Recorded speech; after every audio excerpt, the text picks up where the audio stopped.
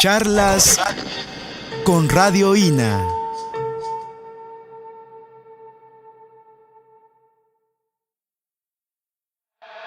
Charlas con Radio INA.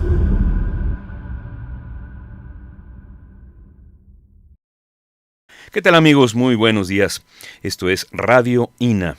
Yo soy Juan Stack y con mi compañera Yuriria Contreras desde la cabina estaremos en la conducción de este espacio. Conaculta y el Instituto Nacional de Antropología e Historia los invitan a acompañarnos en la emisión de este programa, en el que hemos invitado al arqueólogo Ángel García Cook para platicar sobre el tema el origen del maíz en México. Bienvenido, arqueólogo, ante estos micrófonos. A sus órdenes, gracias. Una vez más. Sí. Ya tiene varias incursiones en estas pláticas. Así es. Antes de comenzar, les diré a los amables escuchas que nuestro invitado Ángel García Cook es arqueólogo, maestro en Ciencias Antropológicas por la Universidad Nacional Autónoma de México, con estudios de prehistoria y geología general en Bordeaux, Francia, profesor de investigación emérito del Instituto Nacional de Antropología e Historia, miembro del Sistema Nacional de Investigadores. Participó en el proyecto arqueológico botánico Tehuacán, que es lo que nos reúne esta mañana, y en el proyecto arqueológico botánico Ayacucho Huanta, en Perú. Ha dedicado una gran parte de su vida al proyecto arqueológico Cantona en Puebla, entre muchos otros méritos arqueológicos que nos resulta difícil resumir aquí. Pues de nuevo, bienvenido, arqueólogo Ángel García Cook. Gracias por estar aquí. A sus órdenes, cada vez que llame, acá estaremos. Muy bien. En una conversación que tuvimos con usted hace poco más de un año en estos mismos micrófonos, nos comentó que dentro de su amplia trayectoria como arqueólogo considera que la investigación más trascendente en la que le ha tocado participar fue el proyecto de investigación encabezado por el arqueólogo estadounidense Richard Stockton McNish en el Valle de Tehuacán. El proyecto arqueológico botánico de Tehuacán era el nombre. ¿Nos puede ayudar a ubicar los objetivos y la importancia de este proyecto de investigación? Sí, cómo no. Bueno, en su momento yo no valoré, digamos, como ahora me doy cuenta de la importancia que tuvo en mi carrera profesional. La idea del proyecto arqueológico botánico Tehuacán era tratar de encontrar la domesticación de plantas y el origen de la civilización. Es un proyecto que no es un capricho, no es una ocurrencia, sino tuvo más de 10 años de preparación.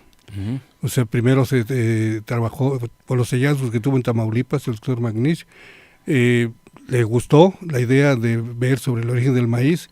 Se conocía el maíz de 4.500 años de antigüedad, tanto en Tamaulipas como en Chihuahua y en Nuevo México. Entonces él pensó que el maíz podía estar más al sur, ya que más al sur de México, ahí fueron civilizaciones muy avanzadas en la época prehispánica.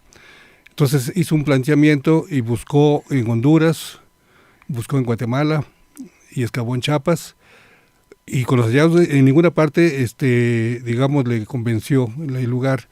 Y estando en Chiapas, vio que el origen del maíz o de muchas plantas domesticadas tenía que estar al norte de Chiapas y al sur de la Cuenca de México. Uh-huh. Tenía que ser una región que tuviera un clima caliente y seco, con poca precipitación pluvial, máximo 600 milímetros para que hubiera preservación, que tuviera rocas sedimentarias y que hubiera cuevas y que esas cuevas hubieran sido ocupadas. O sea, le sirvió de experiencia para buscar ya específicamente el lugar. 3 regiones fueron, en este caso, las que le llamaron la atención: el Medio Balsas, el Valle de Oaxaca y el Valle de Tehuacán. Visitó los 3 lugares y se decidió por el Valle de Tehuacán. Él era neoyorquino. Él era neoyorquino, aunque luego renegaba, decía que era canadiense. Ah, sí. Sí, porque él trabajó muchos años en Canadá. Uh-huh. Y pues yo creo que, no sé, de acuerdo con la forma en que se conoce o se trata a los usitas, como dijera Lorenzo, uh-huh, de United States of America, usitas. O sea, yo creo que por eso a veces él prefería decir que era canadiense. ¿Y él que era botánico, arqueólogo? Era arqueólogo. De formación era arqueólogo, antropólogo, uh-huh, sí. Después ya estudió bastante cuestiones de genética y de otro tipo una cultura muy amplia, pero su profesión básica era arqueólogo. Sin embargo, su objetivo era muy relacionado con la botánica, con la Sí, prehistoria. sí, por eso se rodeó con gente especialista. Ujú. En ese momento fue uno de los primeros proyectos, en México quizá el primero, interdisciplinario. O sea, utilizando elementos de otras disciplinas.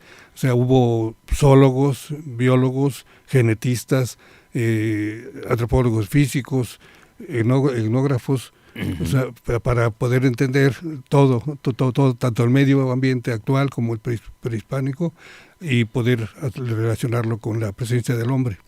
O sea, es un estudio muy completo. Ujú. Después hubo otros intentos, un grupo de alemanes trabajó aquí, tiene 20 años, pero más bien sería un proyecto multidisciplinario.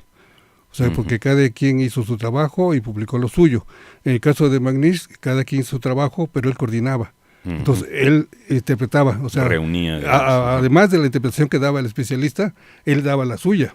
Y decía por qué no estaba de acuerdo en algunos casos con lo del otro. Sobre todo a nivel histórico, digamos, ¿no? O sea, viendo los tipos de animales, el tipo de polen o el tipo de plantas, podía decir era primavera, ¿no? De hace 7,000 años. ¿Sí se puede saber? Sí, sí se puede saber conociendo, digamos, cuándo florean las plantas, cuándo tienen sus frutos, los animales, cuándo nace el venado en general, o otra serie de animales. Entonces, de acuerdo con la edad del hueso que encuentre, puede saber también ir uniendo tanto polen como plantas, como resto de animales, puede entender esta situación. Muy bien, usted estaba muy chamaco, ¿no? ¿Cómo se integra usted al equipo de Magnish? ¿Cómo lo conoce? Pues yo era empleado del INA, entré en el 60, a fines de año, yo llevaba 6 meses, nombran al profesor Lorenzo de jefe de prehistoria, y en el 7 de enero, y me dice que si quiero ir a trabajar con Magnish.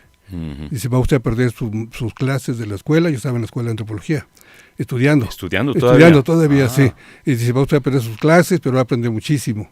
Ella me habló maravillas del doctor Magnish, cosa que no hizo después. Bueno, pero y entonces dice, es por su tierra, porque ya me tenían estudiado también, ¿no? Yo soy un poco más al sur, soy del norte de Oaxaca. Y entonces ya acepté. Entonces el 24 de febrero del 61, ya conocí a Magnish y nos fuimos a Tehuacán a trabajar. Fui el primero, él y yo, empezamos con el proyecto ya de excavación. Y ya conocí la región, ya tenía varios sitios explorados, o conocidos por lo menos. Entre ellos la cueva que excavamos, la cueva de Coscatlán.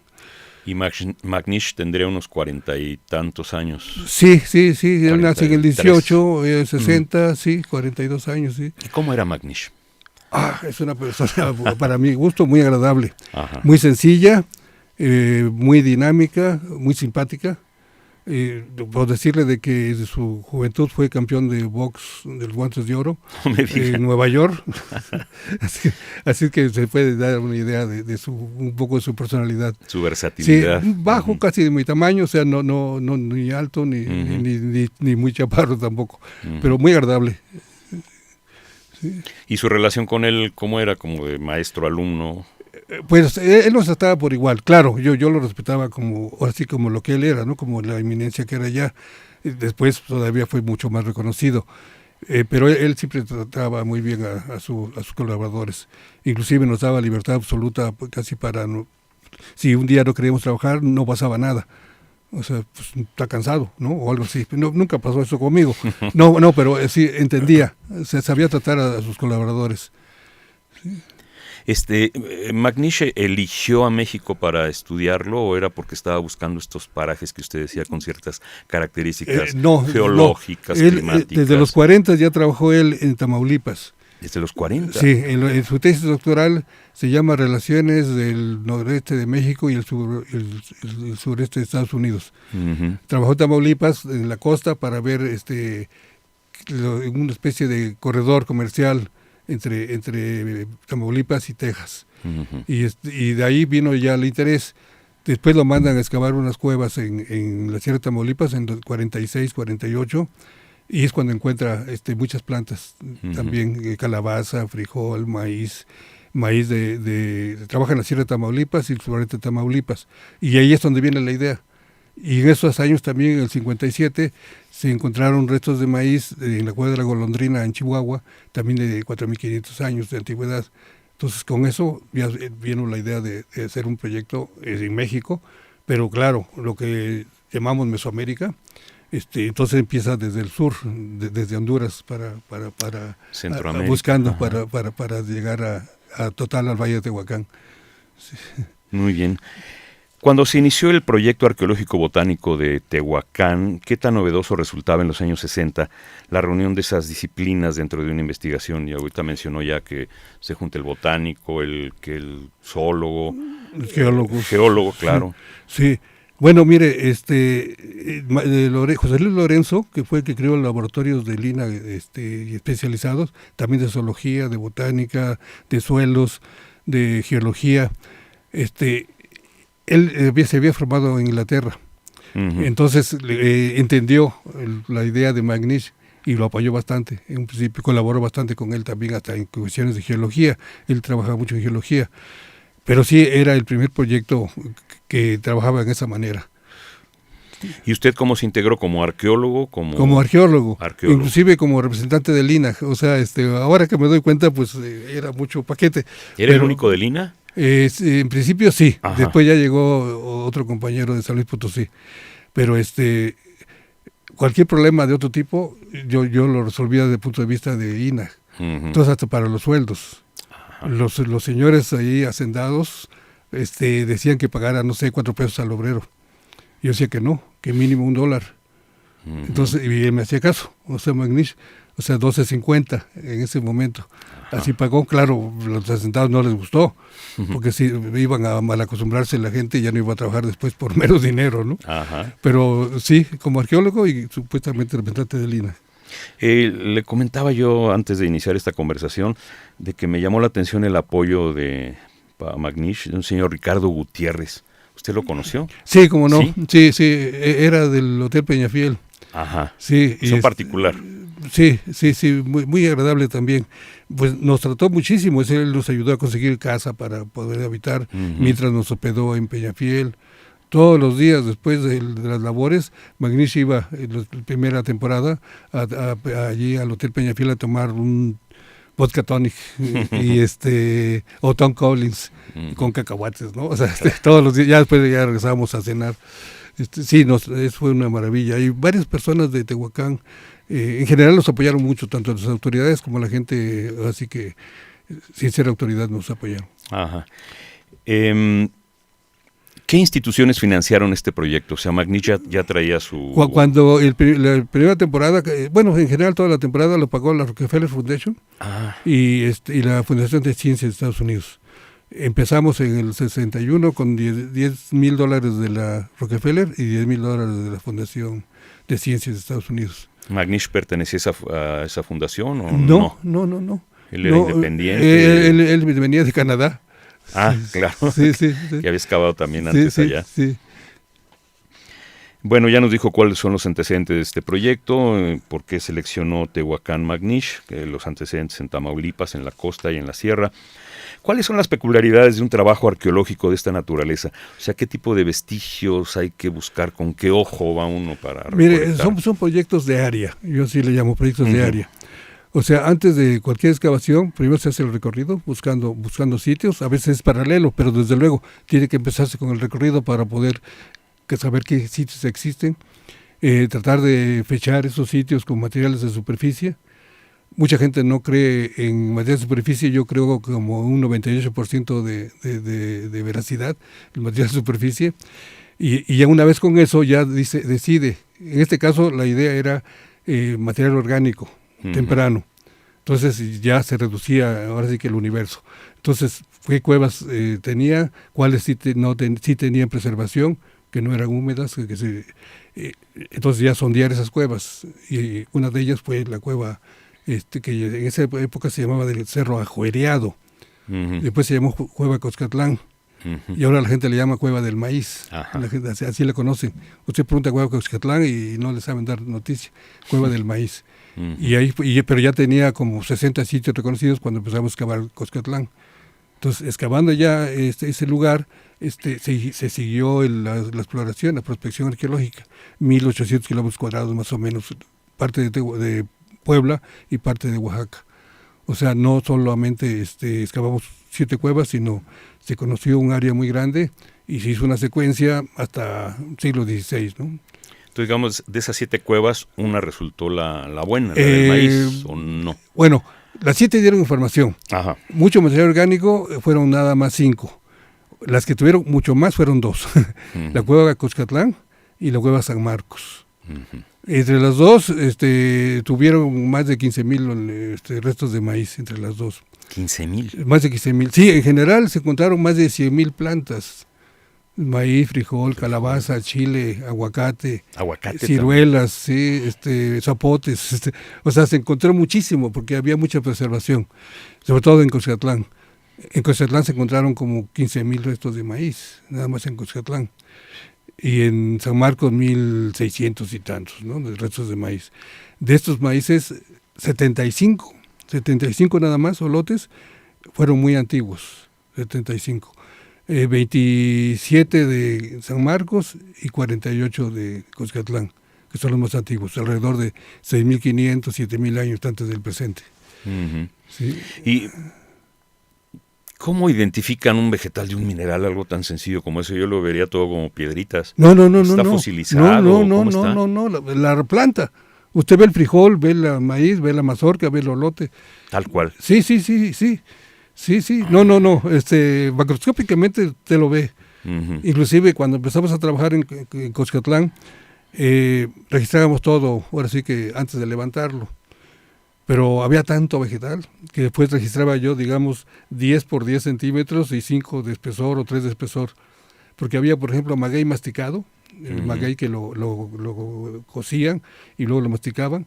Se ven hasta las huellas de los dientes en el gabazo que tiraron. Maravilla. Y había cantidad. Entonces ya pues era horrible tratar de todo ponerlo, así como llamamos nosotros in situ, antes de levantarlo. Entonces lo hicimos, pero ya con otra forma de trabajar, ¿no? Y solamente ya piezas enteras, puntas de proyectil o los maíces y todos, tratar de ubicarlos antes de levantar para ver después áreas de actividad. ¿Y todo eso, dónde hacían el posterior análisis de esos materiales? La mayor parte en Tehuacán. Ahí mismo. Ahí mismo. Luego ya, ahí venía especialista, Mengelsdorf. Y les ¿Cómo gustó, dijo el nombre? Paul Mengelsdorf. Mengelsdorf. Sí, era de las eminencias del momento y fue tal la novedad del proyecto y la forma de presentar de Magnish que tuvo mucho apoyo de todas partes. Todos los investigadores principales, los invitados, no cobraban, venían sin sueldo. Lo único que Magnish los atendía bien, ¿no? Les ponía chofer, les pagaba todos sus gastos. Si querían ir a Acapulco, pues les pagaba también el viaje. O sea, los atendía muy bien. Entonces, pues todo el mundo feliz, ¿no? Claro. Sí. ¿Cómo es una temporada de trabajo? O sea, ¿cómo inicia un día? ¿Cómo va la jornada? Bueno, cuando empezamos a trabajar, primero que nada fue hacer la topografía de la superficie de la cueva y luego ya empezar a excavar en forma terciada. O sea, un control muy riguroso de la información. En la mañana, pues, el desayuno, a las 7 salir al campo para llegar 7:30, 8 más tardar. Allá hace mucho calor, o sea, llegamos a tener 50 grados a la sombra, centígrados, pero bueno, depende de la época, ¿no? Pero si trabajando en mayo, junio, julio, mucho calor y poca lluvia. Y trabajar todo el día, comer allí mismo en el campo, una hora de descanso y de comida para los obreros y para el arqueólogo también, y luego ya a las 5 o 6 de la tarde regresar a Tehuacán. Lo más lejos que fuimos fue a como 50 kilómetros de distancia. O sea, entonces, pues era bastante rápido, máximo, no sé, media hora, 3/4 de hora, sí, para llegar. ¿Pero tenían peones especializados? Bueno, nosotros les enseñamos, sí, a trabajar. En esa época trabajamos con peones, o sea, el arqueólogo nada más llevaba el control de todo, o sea, de lo que salía, se tomaba la información, se guardaba en papel aluminio y luego ya con etiquetas, a bolsas para llevarlos al laboratorio. En el laboratorio había gente también trabajando, un arqueólogo también, Antonella Nelken, que murió hace poco también, el año pasado. Ella también estudió en la ENA. y ella llevaba el control de los materiales que llegaban y luego ya cómo se iba canalizando. Y en el campo sí teníamos 20 obreros, 15, depende del tamaño de la excavación, nunca más de 20 obreros, pero y un solo arqueólogo, eso sí, para llevar todo el control. Entonces fue un trabajo bastante fuerte, ¿no? O sea, no había forma de aburrirse, ¿no? Todo el día había que estar escribiendo y apuntando y anotando profundidades, ubicación, llenando etiquetas para el control. ¿Fotografiaban o dibujaban? Las dos cosas. Las dos cosas. Sí, sobre todo en cuestiones de los elementos, fotografía. Dibujo para cuestiones ya más de topografía o de por capa o de los perfiles. Aparte de los datos se tomaban por cada elemento cultural, también se hacían dibujos cada metro de los perfiles para ver las capas, las ubicaciones de las capas. Y excavábamos. ¿Podrían describir estos perfiles estratigráficos? ¿Cómo se...? Sí, de hecho excavábamos, digamos, no a nivel métrico, horizontal, sino siguiendo la capa. Si la capa se profundizaba de un lado, pues excavaba más de ese lado del metro, ¿no? O de la superficie que estaba excavando. Cuando la capa era muy gruesa, sobre todo después del primer pozo, ya nos teníamos una idea, la podíamos dividir en niveles métricos, pero siempre el de abajo, en la parte baja de la capa, tenía que seguir la superficie de la capa para no mezclar materiales con lo demás. O sea, es una combinación de niveles naturales y culturales, ¿no? Y luego en los dibujos también de las paredes, tenerlo para poder entender cuando se proyectaron los artefactos con sus datos que se tenían, ¿no? ¿Y el geólogo puede identificar la fecha aproximada de acuerdo a las capas? Sí, no tanto? Conociendo los materiales, pero aparte por métodos de fechamiento menos relativos. En este caso con carbono 14. Sacábamos muestras de carbón, se mandaban a Estados Unidos y ya con eso teníamos una idea de los fechamientos. Por ejemplo, para la parte lítica, que no conocíamos, o sea que no hay todavía cerámica, que no conocíamos la tipología, pues se hizo la tipología, pero con los fechamientos se pudo ya ubicar cronológicamente. La parte cerámica, pues sí se puede ubicar a grosso modo, pero ya con la cronología de fechamientos absolutos de carbón 14, o en este caso nada más fue carbón 14, se puede ya precisar con mayor detalle, ¿no? ¿Desde cuándo se utiliza el fechamiento con carbono, a través del carbono? En el caso de la arqueología, como de los principios de los 50. Muy joven. Sí, era muy poco, sí. Sí, inclusive en esa época tenían un límite de error más o menos de 100 años, de 200 años, y si entre más antiguos, pues hasta de 3.000 años, ¿no? O sea, 7.000 antes de Cristo, más o menos 2.000. Pues imagínense, ¿o era 9 o era 5? Claro. No, ahora ya se han perfeccionado los aparatos y ya dicen más o menos 30, más o menos 20. Incluso ahora ya hay una forma de fechar que se llama por activación de masas, y ese casi con el olor lo fecha. O sea, ahorita vamos a hablar después de elementos que sacamos desde el año pasado. Se fechó cada lote con microgramos nada más. En esa época no, necesitaban más de 10 gramos de carbón. Una muestra grande. La muestra grande, sí. Después ya hasta 2 gramos. Todavía sigue hasta 2 gramos el carbón 14, digamos, normal. Solamente por acelerador de masas, sí basta con 10 microgramos. Una cosa muy Qué maravilla. Poquito, sí, ha procesado. Estaba ahora sí que en práctica apenas todavía. Ya nos mencionó aguacate, ciruela, calabaza, frijol, pero estamos hablando concretamente del maíz, ese es el tema, digamos, específico de esta conversación. ¿De qué tamaño son las muestras que encontraron de lotes o de mazorcas o lotes? Hay de todos, porque le digo, fueron más de 24,000 restos de maíz, nada más. Hojas, tallos, espigas, raíces, olotes, mazorcas, y tautomostles y granos, ¿no? O sea, más de 24,000. Los más antiguos tienen 19 milímetros a 25 milímetros de tamaño el olote. ¿Milímetros? Milímetros, o sea, 2 centímetros o 2 centímetros y medio máximo, los más antiguos. Una pulgada. Sí, máximo. Los de 7,000 o 6,500 años de antigüedad, ¿no? Luego ya llegan hasta tener, no sé, 20 centímetros, 15 centímetros, o sea, ya son los recientes. Porque ahí está toda la secuencia. ¿Nos puede hablar de esto, de la identificación que logran hacer de secuencias? O sea, ¿cómo se logra seguir el rastro de los procesos de domesticación, que ahorita vamos a hablar de eso, y del uso de las plantas en el Valle de Tehuacán? Sí, bueno, es una combinación de muchos elementos. O sea, tanto la cuestión de artefactos líticos, como la cuestión de las plantas, como la cuestión de los mismos suelos y los fechamientos. Entonces, con eso se puede tener idea de en qué época es cada una de las capas. O sea, conociendo los fechamientos de cada capa, se puede traspasar a los materiales que estaban en esas capas, ¿no? Entonces, después ya viene el estudio específico de cada elemento. En el caso del maíz, le digo, nomás hay 75 muy antiguos, 27 en una cueva y 48 en la otra, en las demás no tuvieron tanta antigüedad. Esos son incluso ya viéndolos físicamente, sí se ve la secuencia, o sea, se ve que son más pequeños y cómo van así que creciendo, porque son pequeños, pero además son nada más de 8 hileras, hasta de 4 hileras inclusive de granos, y cada hilera 6, 8 granos, o sea, un promedio de 50 granos por mazorca, los más antiguos. Ahora tienen más de 1000. Una mazorca tiene más de 1000 granos, 800, 1000, 1200. O sea, para que vea así que el origen, la evolución, exactamente. La evolución. Y viene entonces la gran pregunta: ¿en qué momento se sabe que un maíz es silvestre y en qué momento se sabe que ya fue domesticado? Mire, el maíz, no hay maíz silvestre. O sea, yo hice un trabajo hace tiempo que se llama el maíz producto del hombre.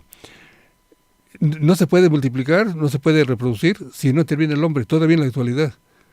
No hay de que el polen cae y solito se... No. Tiene que ser el hombre el que siembre los granos de maíz. Porque están encapsulados, están cubiertos por el totomostle.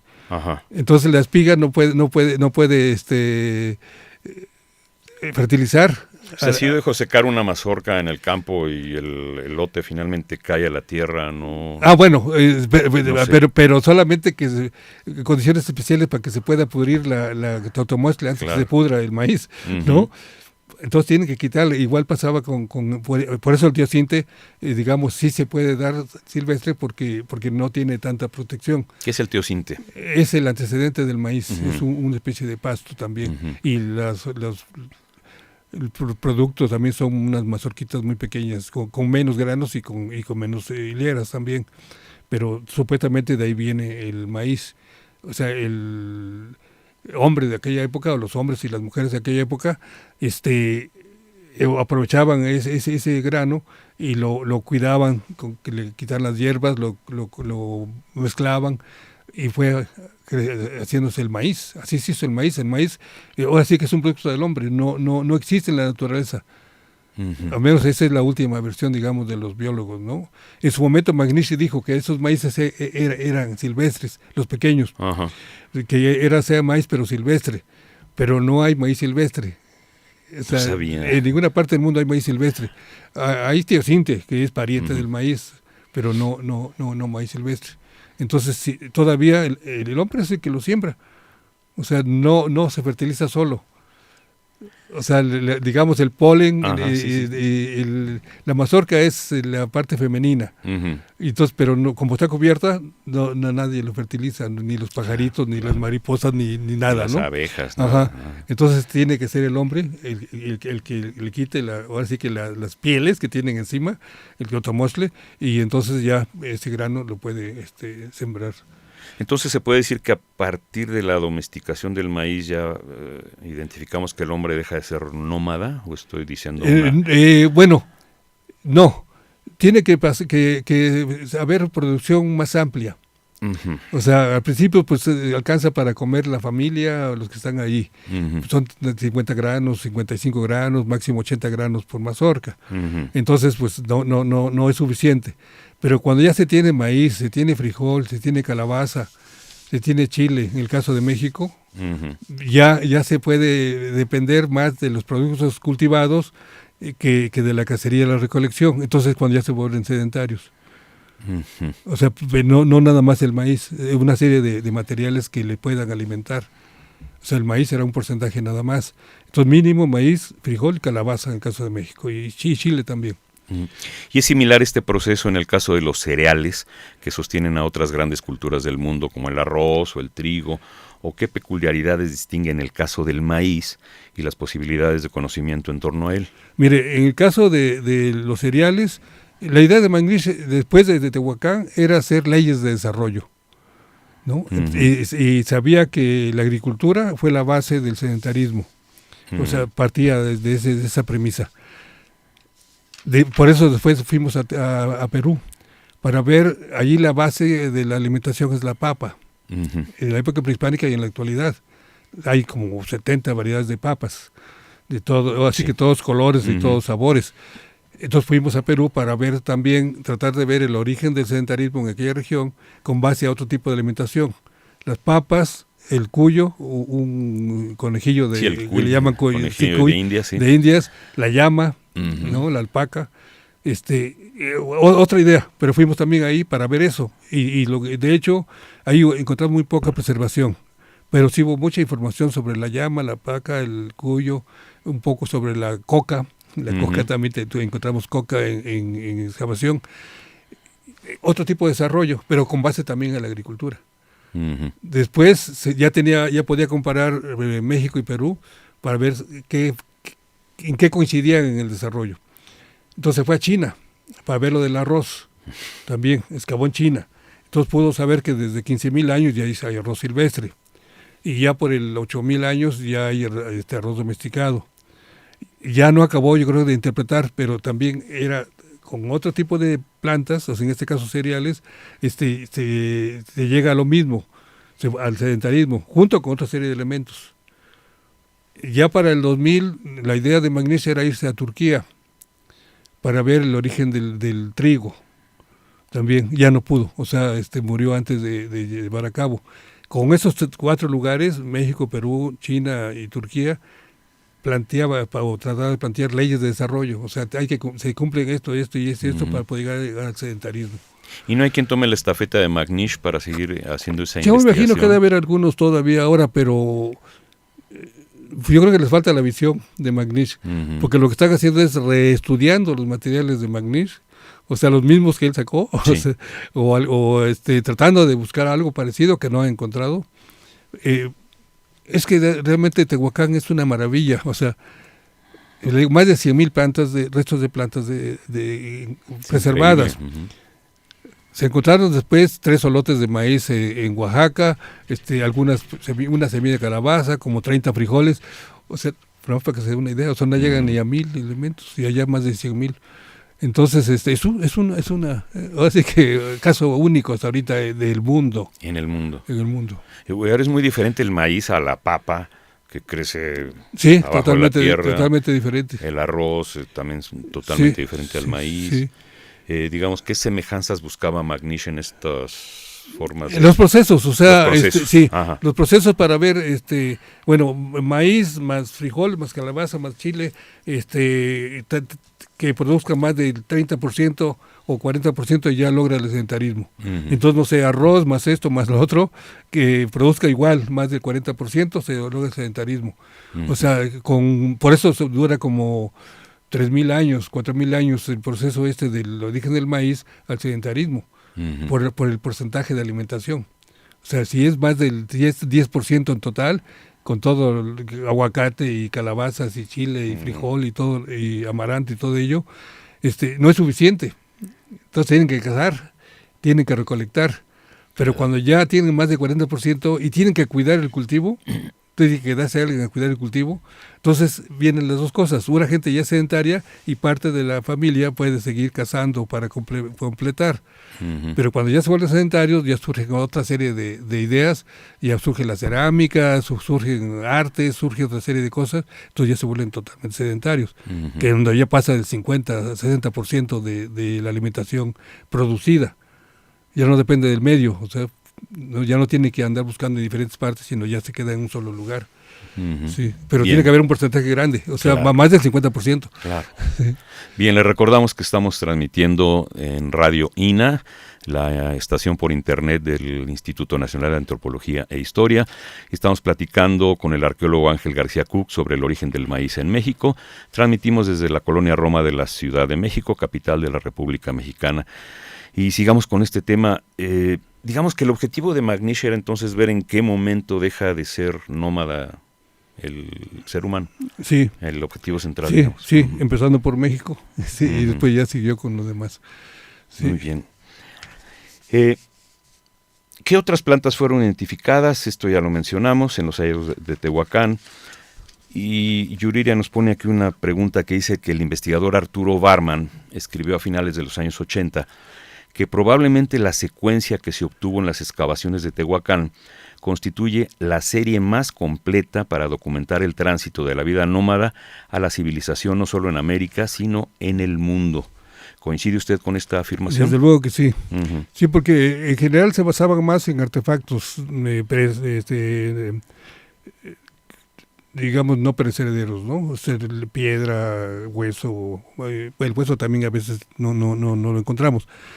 En este caso lo que hace más importante la evolución o la secuencia de los materiales es la presencia de las plantas. Uh-huh. O sea, no solo se sabe con qué material obtenían, puntas de flecha, cuchillos, raspadores, tajadores, sino qué obtenían, o sea, y qué recolectaban o qué sembraban.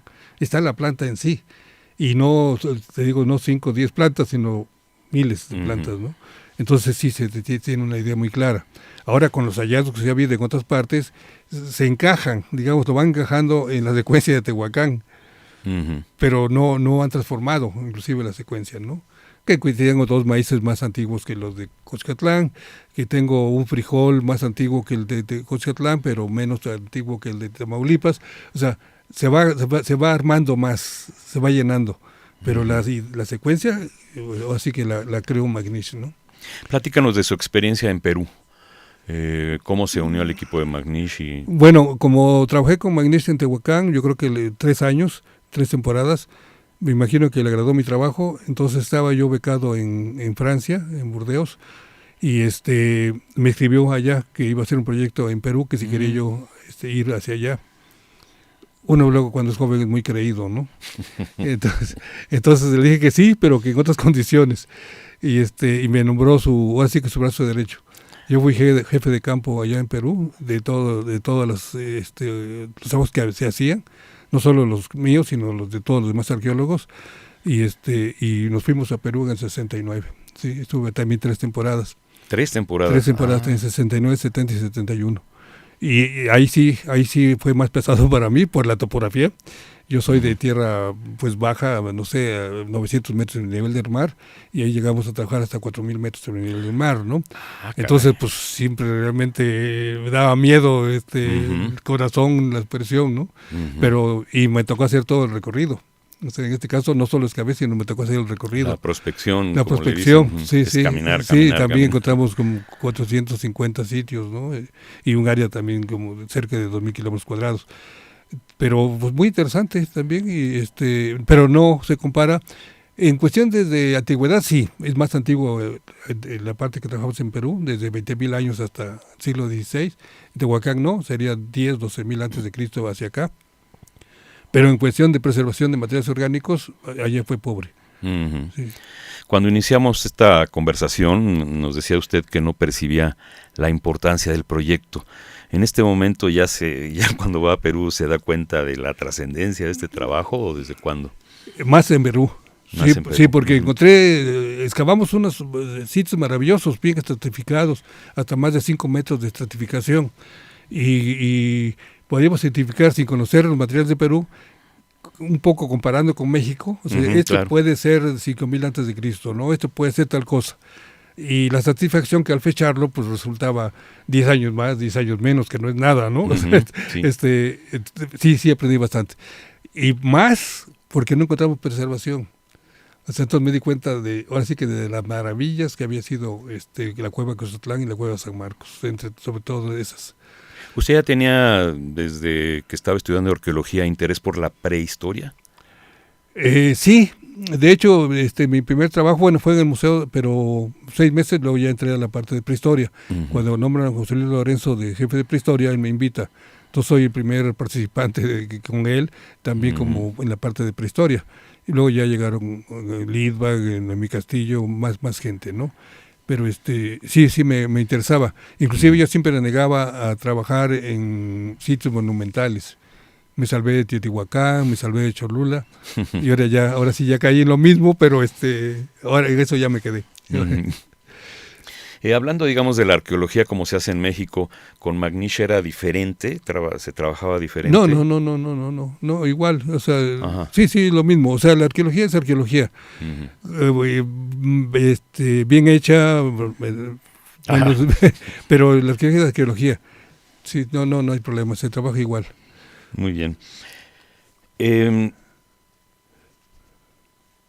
¿Cómo impactaron en su momento, porque estamos hablando de los años 60, los hallazgos y las conclusiones de este proyecto de investigación? O sea, aquí en México, ¿cómo les... Bueno, inicialmente, digamos, los primeros, 5 años, pues lo tomaron muy bien, admirados todo el mundo.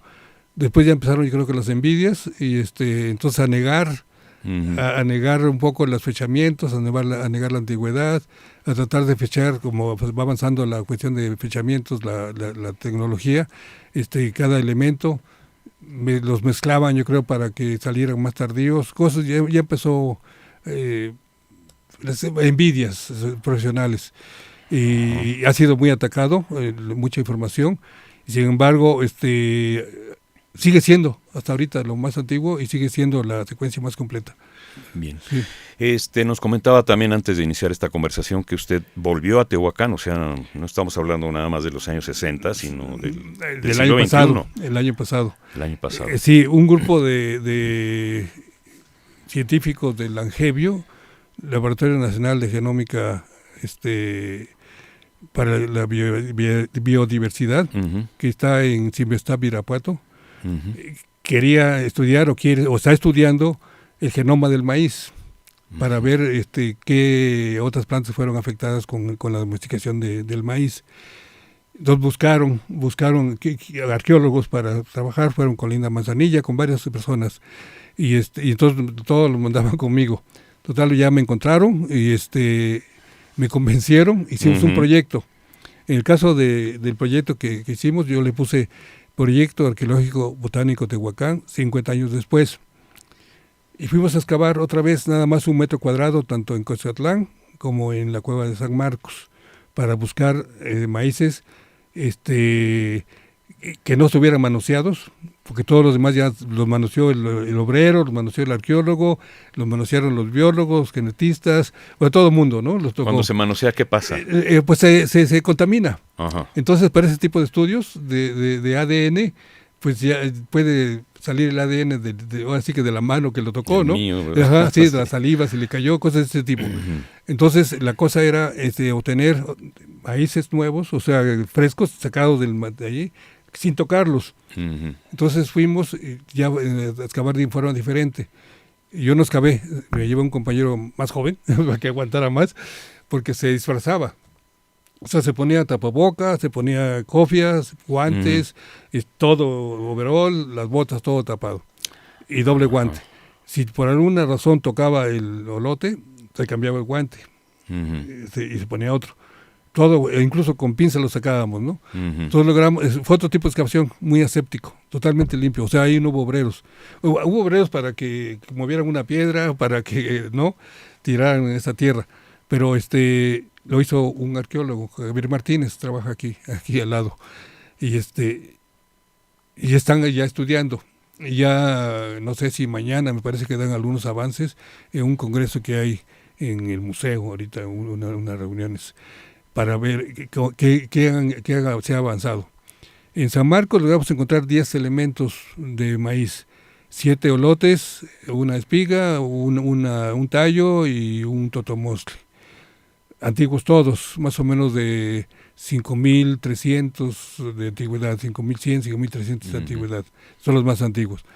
Y luego ya en Cozatlán, allí ya no pudimos encontrar muy antiguos, pero encontramos 29 olotes, pero ya digamos de hace 2.000 años hacia acá, hasta el siglo XVIII tenemos solotes. Entonces, están trabajando con los más antiguos para ver la relación.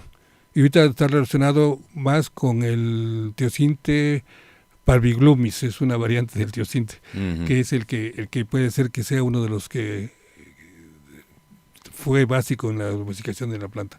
Pero todavía está en proceso la investigación. O sea, otro tipo de investigación es sobre el origen del genoma del maíz. O sea que el maíz sigue evolucionando, sigue cambiando. Sí, todavía. Desde luego, y todas estas hibridaciones que hacen, pues van dando colores, sabores, tamaño del grano. Se sigue trabajando mucho. Y estos señores, pues, se dedican mucho a la genética. Se llama Jean-Philippe Biel Calzada, y Montiel, un doctor Montiel, que son los especialistas en este tipo de trabajos. Entonces, pronto ya sabremos algo sobre eso. Por lo que nos ha relatado, vemos que nuestra dieta ha conservado muchos de sus elementos desde tiempos muy remotos. ¿Es así? Así es. Antes del sedentarismo, digamos, unos 1000 años antes del sedentarismo en México, o sea, unos 3000 antes de Cristo, 4000 antes de Cristo, lo básico que se puede generalizar para México es maíz, frijoles, varias especies, calabazas, varias especies, chile y amaranto. Esos 5 ya se comían en muchas partes de México hace 5000 años. Y de ahí, bueno, fueron aumentando, ¿no? Bueno, se conocía el aguacate, pero no en todas partes se da el aguacate. O sea, depende del clima, la topografía, los suelos, ¿no? El aguacate, ciruelas, varias otras cosas. Pero lo básico era esos 5. Maíz, frijoles, calabazas, chile y amaranto. Se dice como mito que somos los hombres del maíz, pero digo que alimentariamente somos los hombres del maíz. Y se sigue comiendo el maíz. Usted va a Perú y conocen el maíz, y hay maíz antiguo y todo, pero no es como en México. Ya tienen la cancha, ¿no? Sí, le dicen. no es como en México. Ajá. Allá lo usan diferente, ¿no? Si acaso los elotes, digamos, o lo que llaman choclo, ¿no? El choclo, claro. Choclo, pero no como aquí, que todo el mundo come tortillas. Sí.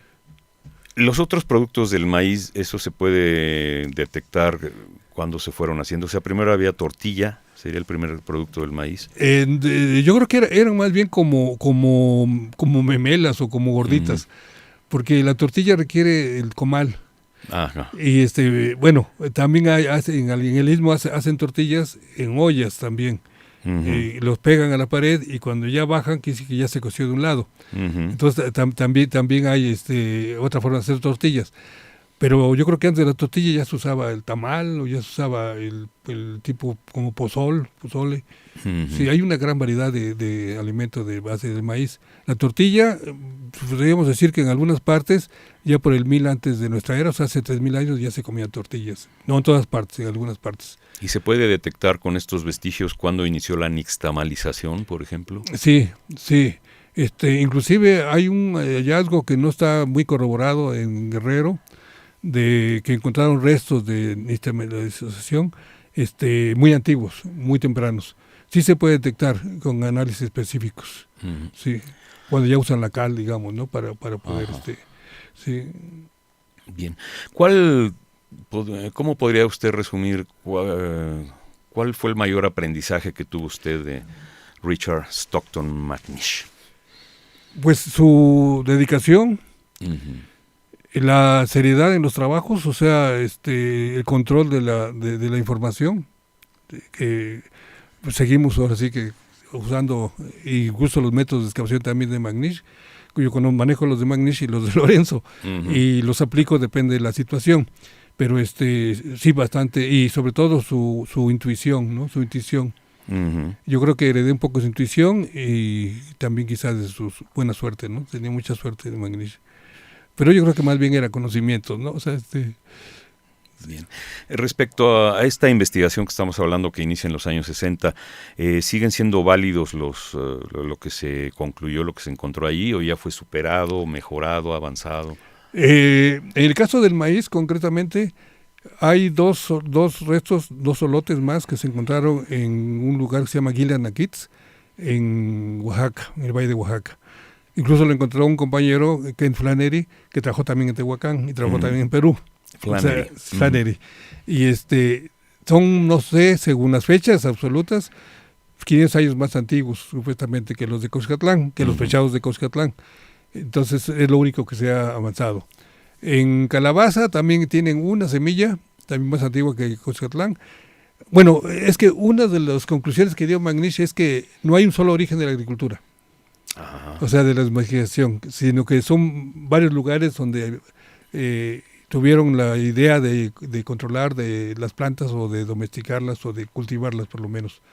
Entonces, no todo se da en Tehuacán. Ahorita se conoce ahí lo más antiguo, pero lo más seguro es que sea más antiguo en Balsas, en otros lados, donde sí hay teocintia, donde sí hay los antecedentes del maíz. Lo que pasa es que ahorita la suerte es que ahí hubo preservación y que ahí se han localizado. Pero es en el caso del maíz. En el caso de calabaza, hay calabazas de una especie más antiguas en Tamaulipas, de otra especie más antiguas en Tehuacán, de otra especie más antiguas en otro lado. Entonces, se ve que las conclusiones son de que no hay un origen de la domesticación de plantas en ninguna parte del mundo. O sea, son muchos orígenes. O sea, no hay una sola secuencia. Ya al hibridizarse, al intercambiarse, ya se mejora la planta y entonces ya se produce más, ¿no? Esa fue una de las conclusiones, que no hay un solo origen de las plantas. Muy bien, nos queda, creo que nos quedarán unos 10 minutos, digo, porque tuvimos una interrupción para nuestra hora. ¿Algún tema que no hayamos tocado aquí en la conversación que quisiera usted agregar? Aunque todavía queda tiempo. Sí, bueno, aparte de irse a Perú y irse a China, también trabajó... ¿Usted no fue a China? No, ya no fui, estaba yo aquí con compromisos administrativos en el INA, y lástima, y tampoco fui a Belice. Como le dio un infarto, cuando iba a ir a China, cuando íbamos a ir a China en el 75, le da un infarto a Magnish.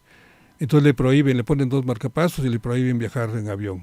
Hasta el 76 pudo viajar y nos vimos otra vez en París, y entonces ya acordamos trabajar en China algún día.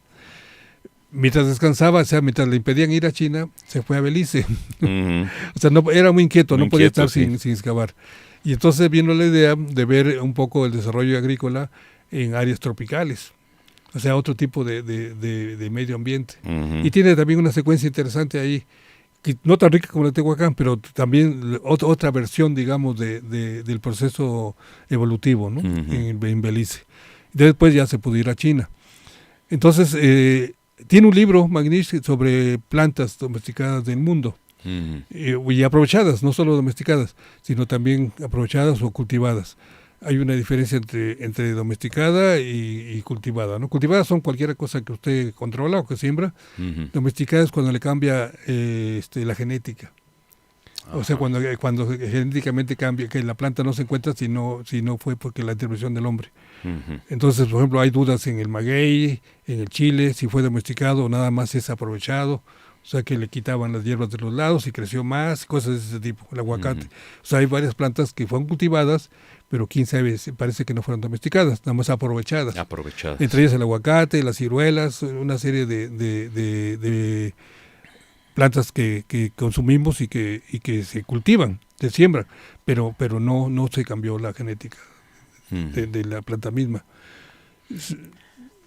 En la presentación que hicimos de su trayectoria profesional mencionamos que usted tiene pues ya más de 20 años trabajando en Cantona. Ahí no ha encontrado vestigios de este tipo de maíz. No, lo que encontramos hace poco fue como 45,000 frijoles. 45,000. Sí, los contaron. Sí, contaron 43,000 y tantos, pero yo separé algunos para fechamiento. Fueron quemados, por eso los encontramos. Ajá. Es un terreno abierto, entonces no es cueva y entonces no hay preservación. Y encontraron 8 como costalitos, o sea, 8 depósitos de frijoles, y sumados son como 45,000 frijoles de una sola especie, nada más. Una sola especie de frijol común, el mismo que hay en Morelos ahorita y en Veracruz, el frijol negro pequeño. Es lo único. Tuvimos una vez un olote, pero ya no sé, de hace apenas 1,500 años. O sea, apenas. Sí. No, bueno, pero comparado con claro. Sí, no, es difícil. O sea, necesitas el lugar protegido así que de la lluvia, y que no sea muy húmedo para que se preserve. O al revés, dentro del agua, o sea, que se conserve dentro del agua. Entonces hay que saber sacarlo también para que no de repente se seque y se haga polvo. Entonces, pero no, hasta ahorita no ha habido nada como Tehuacán. Hemos hablado todo el tiempo de vestigios vegetales, digamos, pero respecto a animales, ¿hay ahí en Tehuacán encontraron algo interesante? Sí, bueno, digamos pleistocénicos, o sea, de los que ya no existen, se encontró poco. Se encontró caballo, se encontró camélido y creo que nada más, o sea, ni mamut, ni mastodontes, nada de eso. Entonces se encontró poco material de animales que desaparecieron con el cambio climático, ¿no? Por el 6000 antes de Cristo. Lo que sí se encontró es pues bastante venado, zorras, una serie de esto. Que ahorita que dijo eso, algo que se encontró y que sigue siendo hasta ahorita también de lo más antiguo de México es cerámica. En la cueva Purrón, en 2 capas, capa K y K1, encontramos 108, 112 tepalcates con una fecha de 2300 a.C. ¿Cómo dijo el lugar? Cueva Purrón, sí. ¿No es donde hay una presa?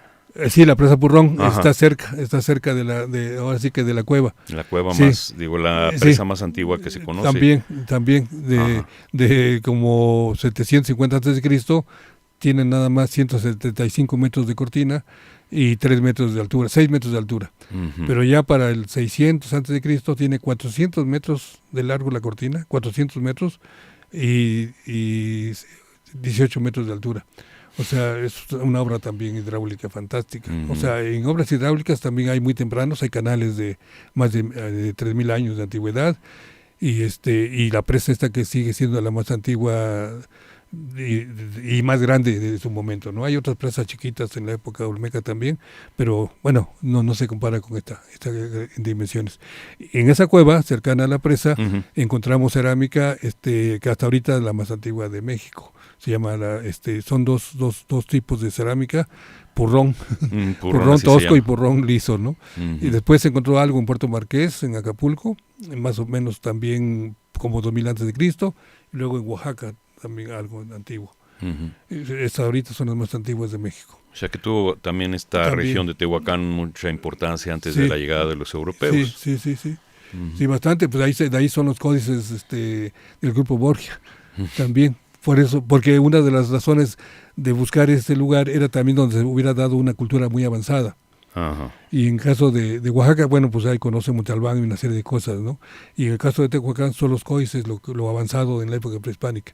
No hay así sitios monumentales como Monte Albán, pero sí hubo muy buenos, ahora sí que dibujantes, ¿no? O sea, historiadores. Sí. Me están avisando que ya nos quedan 3 minutos de conversación. A lo mejor me salgo de tema, pero ¿se sigue haciendo el mole de caderas?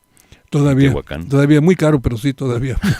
Sí lo venden como a 150 pesos el plato o algo así. Es que es todo un acontecimiento de la zona. Todavía, ¿no? Sí, cada año hay una matanza.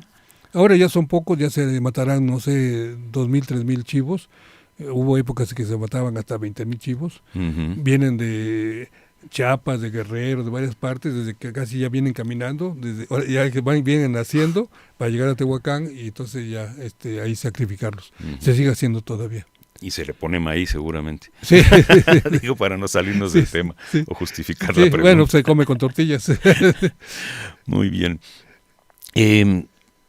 Ya nos pide Yuriria que le preguntemos qué recuerdos guarda de su experiencia en Tehuacán ya personalmente. ¿Qué significa para usted? Pues es una época muy muy interesante, o sea, yo bueno, todavía no, pero me tomo la vida muy en serio. Todavía lo tomo en serio, pero ya no tanto.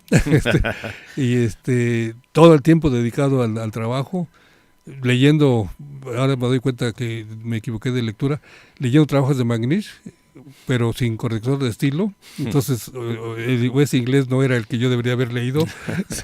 ya los de trabajo de Tehuacán ya tienen corrector de estilo, entonces ya se entiende mejor. Entonces todos los días tratando de leer el inglés, y sí lo leo, el técnico, pero muy dedicado al trabajo nada más. Sí, me lo tomé muy en serio. Y qué bueno porque aprendí mucho y no creo que voy a encontrar un lugar como ese. Ya. ¿Se puede visitar la llamada Cueva del Maíz? Sí, inclusive ahora hay hasta camino hasta el pie de la cueva. Anteriormente había que entrar por una brecha y caminar un poco.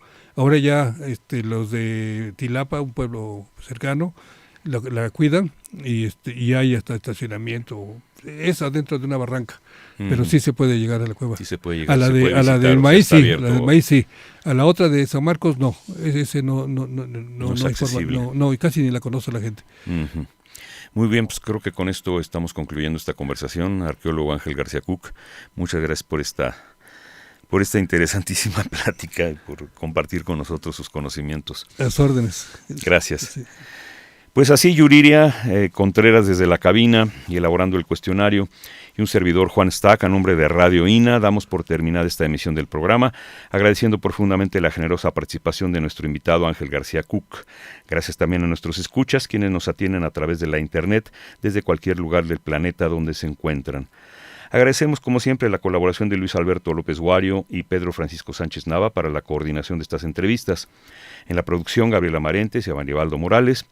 En el Pro Tools, Carlos Severino con Javier Cortés y con el apoyo de Lauro Gaspar. Les recordamos que en www.radioina.blogspot.com hay muchos materiales sonoros que pueden resultarles atractivos. Los invitamos a que los escuchen y hasta la próxima. Buenas tardes. Charlas con Radio INA.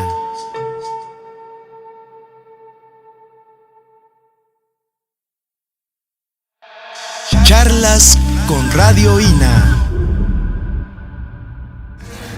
Conaculta, Instituto Nacional de Antropología e Historia. Las opiniones y comentarios aquí expresados son de entera responsabilidad de quienes proporcionan la información y no representan necesariamente las opiniones de Radio INA ni comprometen el pensamiento editorial del Instituto Nacional de Antropología e Historia.